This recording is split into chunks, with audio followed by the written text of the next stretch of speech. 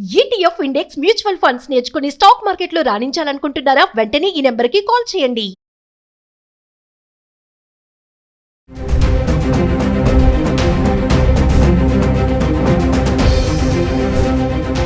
నమస్తే, welcome back to Suman TV. Present మనతో పాటు ఉన్నారు అనలిస్ట్ మందల్ కృష్ణారెడ్డి గారు. నమస్తే సార్. నమస్తే అమ్మ. సార్, ఇప్పుడు ట్రంప్ H1B ఫీజు రూల్స్ $1,00,000 అని చెప్పారు కదా.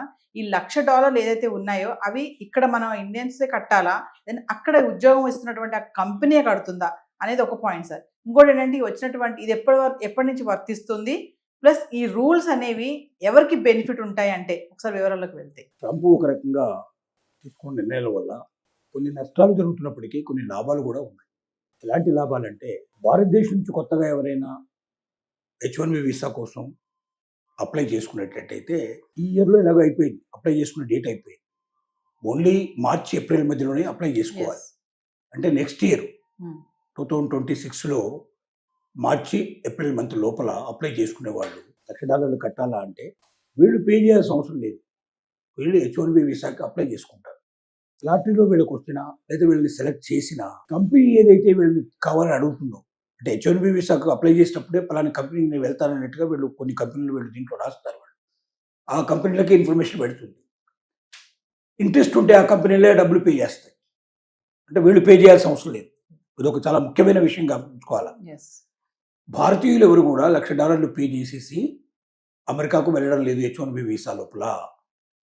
H1B వీసాకు అప్లై చేసుకున్న భారతీయులు లాటరీలో లేదా సెలక్షన్లో ఎవరి పేర్లైనా వస్తే ఆ వచ్చిన వాళ్ళకి అక్కడున్న కంపెనీసే ఇంట్రెస్ట్ ఉంటే అతని యొక్క క్యాలిబరు, అతని కెపాసిటీ, అతనికి సంబంధించిన ఎడ్యుకేషన్ క్వాలిఫికేషన్స్, అతను మన కంపెనీకి బాగా పనికొస్తాడు అనుకున్నట్టయితే ముందుగానే ఇతను అప్లై చేసుకుంటాడు. నాకు పలానా కంపెనీలు కావాలని అప్లై చేసుకుంటే వాళ్ళు ఏంటి, నీకు సంబంధించినటువంటి మొత్తం డీటెయిల్స్ అన్నీ మాకు నచ్చాయి, నువ్వు H1B వీసా సంపాదించుకుని రాగలిగితే నువ్వు ఆటోమేటిక్గా నీకు ఏం పే చేయాలి పే చేసి మేము తీసుకుంటామని ముందుగానే చెప్తారు వాళ్ళు.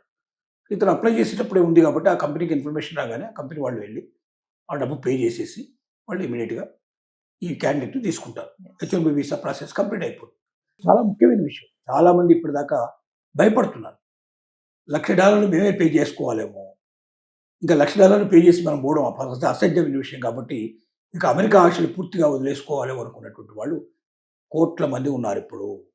అలాంటి వాళ్ళందరికీ ఇది ఒక శుభవార్త కిందనే లెక్కేసుకోవాలి. $1,00,000 మీరు పే చేయాల్సిన అవసరం లేదు. మిమ్మల్ని కోరుకునేటువంటి కంపెనీ మాత్రమే $1,00,000 పే చేసి H1B వీసా మీకు ఇస్తుంది. H1Bలో వెళ్ళాలంటేనే నువ్వు ఏదైనా మీకు ఉద్యోగం దొరికితేనే వెళ్తావు నువ్వు అక్కడికి. ఆ ఉద్యోగం ఎవరో నీకు అప్లై చేసినప్పుడు నీకు యాక్సెప్ట్ చేస్తేనే నువ్వు H1B వీసా అప్లై చేయగలుగుతావు. అలానే ఉద్యోగానికి నేను అర్హుడిని నువ్వు చెప్పినప్పుడు ఆ కంపెనీ వాళ్ళు నీకు H1B వీసా నీకు దొరికినట్టయితే, లాటరీలో ఇప్పుడు దాకా లాటరీ పద్ధతి కాబట్టి ఈ పద్ధతిలో నీకు దొరికినట్టయితే మీకు మేము తీసుకుంటాం మీకు అని చెప్పి హామీ ఇచ్చిన తర్వాతనే ఇతను అప్లై చేస్తాడు.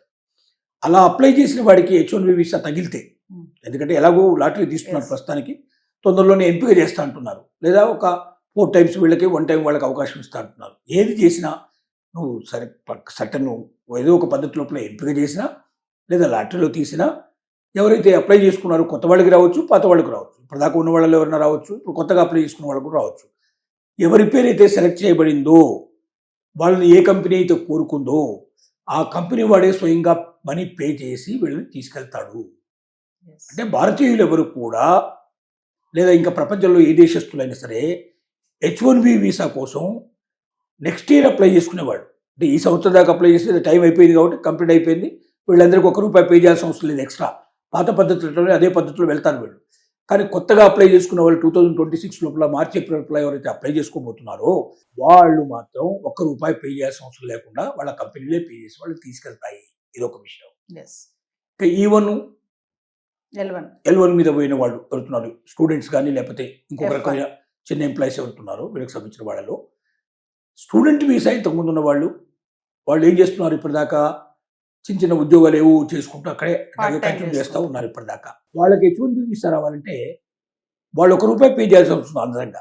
ఇప్పటిదాకా ట్రంప్ చెప్తున్న విధానంలో ఆల్రెడీ అమెరికాలో ఉన్నవాళ్ళు, ఆల్రెడీ అమెరికాలో ఏదైనా ఉద్యోగం ఏదో చేసుకుంటున్న వాళ్ళు ఎవరుతున్నారో వాళ్ళు వీసా కోసం అప్లై చేసుకోవచ్చు, కానీ వాళ్ళు $1,00,000 కట్టాల్సిన అవసరం లేదు. వాళ్ళకి ఆటోమేటిక్గా ప్రవేశం దొరుకుతుంది. అంటే ఇప్పుడు బయట వాళ్ళని తీసుకుంటే $1,00,000 పే చేయాల్సిన పరిస్థితి ఏర్పడుతుంది కాబట్టి ఉన్న వాళ్ళనే తీసుకోవడానికి ఎక్కువ అవకాశాలు ఉన్నాయి. కానీ వాళ్ళకంత క్యాపబిలిటీ ఉంటే, అంటే ఆ పోస్టుకు తగినటువంటి అర్హతలు వాళ్ళకు ఉంటే, గతంలో ఎలా ఉండేదంటే వాళ్ళు పోటీ పడుతూ ఉండేవాళ్ళు. బయట వాళ్ళకి లోపల వాళ్ళకి పోటీ చేసేసి ఎవరికి ఎక్కువ ఉంటే వాళ్ళు తీసుకునే ప్రయత్నం చేసేవాళ్ళు. ఇప్పుడు ఏమవుతుందంటే ఎక్కువ భాగం లోపల ఉన్న వాళ్ళకి ప్రాముఖ్యత ఏర్పడుతుంది. ఎందుకంటే $1,00,000 పే చేయాల్సిన అవసరం లేదు కాబట్టి. ప్రతి సంవత్సరం $1,00,000 పే చేయాల్సిన అవసరం కాదు. మొత్తం జీవితకాలానికి $1,00,000 పే చేయమంటున్నారు. $1,00,000 మామూలు విషయం కాదు కదా. ₹1,00,000 సుమారుగా చేస్తే 89 lakhs అవుతుంది. ఇంత డబ్బు పోగొట్టుకోవడం కన్నా ఆ డబ్బులు ఇవ్వాల్సిన అవసరం లేకుండా ఉండే క్యాండిడేటు లోపలే దొరికితే, అమెరికాలోనే దొరికితే ఎక్కువ సంతోషపడతారు. కాబట్టి స్టూడెంట్ వీసా మీద వచ్చిన వాళ్ళని తీసుకోవడం చాలా సులభం అవుతుంది. అలాంటి వాళ్ళ మీద ఇప్పుడు ఎక్కువ కాన్సన్ట్రేషన్ చేస్తారు. ఆల్రెడీ అమెరికాకు వెళ్ళిపోయి ఏదో చిన్న చితక ఉద్యోగాలు తీసుకుంటూ అక్కడ స్టడీ అయిపోయిన తర్వాత చిన్న చితక ఉద్యోగాలు చేస్తూ పెద్ద ఉద్యోగాల కోసం ప్రయత్నం చేస్తున్నటువంటి వేలాది మందికి, ఇంకా గట్టిగా చెప్పాలంటే 1,00,000 మందికి పైగా ఉన్నటువంటి భారతీయులకి ఇది ఒక పెద్ద శుభవార్త. ఇప్పటిదాకా మీరు వాస్తవంగా మిమ్మల్ని సెలక్షన్ ఎక్కువ బయట నుంచే తీసుకుంటున్నారు. ఎందుకంటే మీకున్నటువంటి శక్తి సామర్థ్యాలకు మించి కావాలని అనుకున్నప్పుడు జనరల్గా బయటకే వెళ్తున్నారు, లోకల్ వాళ్ళని తీసుకోవడంలే. ఎందుకంటే బయట వాళ్ళు పోటీ పడి వస్తున్నారు కాబట్టి. ఇప్పుడు $1,00,000 అనేది ఒక పెద్ద ఆటంకం ఉంది కాబట్టి, లోపల వాళ్ళకు $1,00,000 లేవు, బయట వాళ్ళకు $1,00,000 ఉన్నాయి. కాబట్టి ఫస్ట్ ప్రిఫరెన్స్ లోకల్ ఉన్న వాళ్ళకి ఇస్తారు. కాబట్టి లోపల ఉన్నటువంటి స్టూడెంట్స్, ఇండియన్ స్టూడెంట్స్కి ఇది ఒక గొప్ప అవకాశం.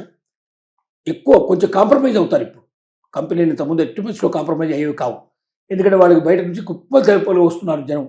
అలాంటప్పుడు లోకల్ వాళ్ళు ఎందుకు తీసుకోవాలి అనే ఉద్దేశంతో వదిలిపెట్టేస్తున్నారు. ఇప్పుడు వాళ్ళు ఏం చేస్తారంటే H1 వీసాకు వాళ్ళు కూడా అప్లై చేసుకుంటారు. లాటరీలో వచ్చినట్టయితే వాళ్ళకు రూపాయి పే చేయాల్సక్కర్లేదు, కంపెనీలు ఆటోమేటిక్గా వాళ్ళకి తీసుకుంటాయి. L1 వీసా దానికి ఒక ప్రాబ్లం. L1 నుంచి డైరెక్ట్గా H1 వీసాకు పోవడానికి వీలు. L1 నుంచి మళ్ళీ వాళ్ళు ఏం చేయాలి, H1 వీసాకు అప్లై చేసుకోవాలి. E1 వీసా వాళ్ళు అంటే మనం మామూలుగా స్టూడెంట్గా వెళ్ళిన వాళ్ళు ఆటోమేటిక్గా కూడా వెళ్ళడానికి పాసిబిలిటీస్ ఉన్నాయి. అంటే వాళ్ళు మళ్ళీ లాటరీలో రాకుండా కూడా వెళ్ళడానికి పాసిబిలిటీస్ ఉన్నాయి. కానీ L1 వీసా వాళ్ళు మాత్రం కంపల్సరీగా H1 వీసాకు అప్లై చేసుకొని కొత్తగా H1 వీసా వచ్చిన తర్వాతనే వాళ్ళు జాబ్లో చేరాల్సిన పరిస్థితి ఏర్పడుతుంది. ఎలా చేరినా వీళ్ళకు $1,00,000 కట్టాల్సిన అవసరం లేదు. ఇప్పటిదాకా అమెరికాలో స్థిరపడ్డ మన స్టూడెంట్స్ కానీ, చిరు ఉద్యోగస్తులు కానీ, H1 వీసా లేని వాళ్ళు ఎవరైనా సరే వాళ్ళకి ఇప్పుడు మార్గదర్శ పట్టినట్టు ఒక లెక్క చెప్పాలి.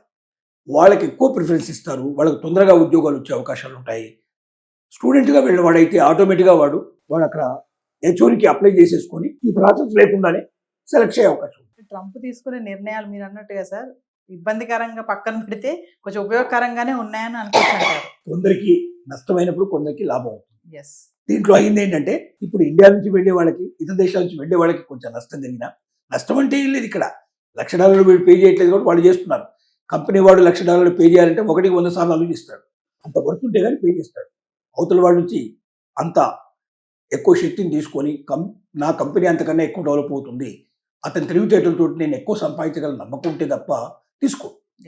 లోకల్ వాడిని తీసుకుంటే ఆ డబ్బు పే చేయాల్సిన అవసరం లేదు. కాబట్టి ఎక్కువ ప్రాముఖ్యత లోకల్ వాళ్ళకి ఇస్తారు. ముఖ్యంగా స్టూడెంట్ నుంచి వచ్చే వాళ్ళకి వాళ్ళు కొత్తగా ఎక్కువ H1B వీసా కోసం ప్రత్యేకంగా మళ్ళీ ఈ సిస్టమ్కి అంతా రావాల్సిన అవసరం లేదు. డైరెక్ట్గా వాళ్ళు కంపెనీ వాళ్ళు తీసుకోవడానికి పాసిబిలిటీ ఉంది. కాబట్టి ఉన్న వాళ్ళలో కొంచెం కాంప్రమైజ్ అయ్యి గొప్ప క్వాలిఫికేషన్ లేకపోయినా కొంచెం తక్కువ ఉన్నా వాళ్ళకి మనం ఏదైనా ట్రైనింగ్ ఇచ్చేసి వాళ్ళని మనం తీసుకోగలం అనుకున్న వాళ్ళకి ఆటోమేటిక్గా తీసుకుంటారు. అంటే ఇప్పటిదాకా ఉద్యోగం కోసం పాటుపడుతున్నటువంటి ఆల్రెడీ అమెరికాలో ఉన్నటువంటి చిరుద్యోగులకి, స్టూడెంట్స్కి ముఖ్యంగా ఇది ఒక సవర్ణ అవకాశం అని చెప్పుకోవచ్చు. వీళ్ళకి కష్టమైనా వాళ్ళకి లాభం అయింది. అలాంటి పరిస్థితి ఏర్పడింది.